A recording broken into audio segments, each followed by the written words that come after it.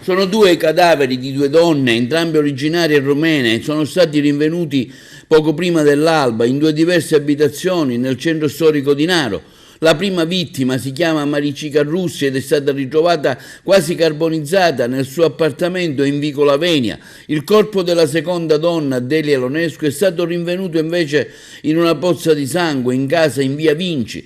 Le due abitazioni distano l'una dall'altra neppure 200 metri e sono ancora tutte da chiarire i contorni della vicenda, ma l'ipotesi è che possa esserci un collegamento tra le due decedute. Il cadavere di Matica era quasi completamente bruciato, un incendio la cui causa è ancora al controllo degli investigatori, ha danneggiato gran parte dell'abitazione. Il corpo di Delia invece è stato trovato in un lago di sangue, ci sarebbero segni di colluttazione e si tratterebbe di un omicidio.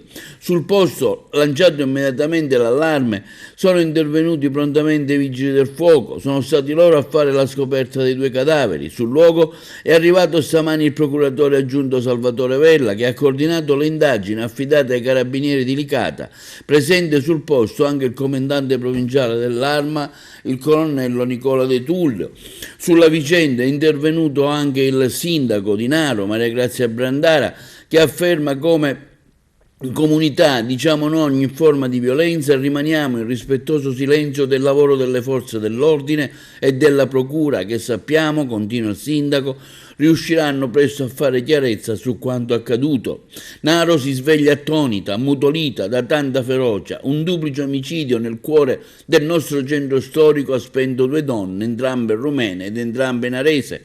Il sindaco conclude dicendo che gli autori di questo massacro vengano presto individuati, assicurati alla giustizia e vengono esclusi, se naresi, da una comunità sana e operosa.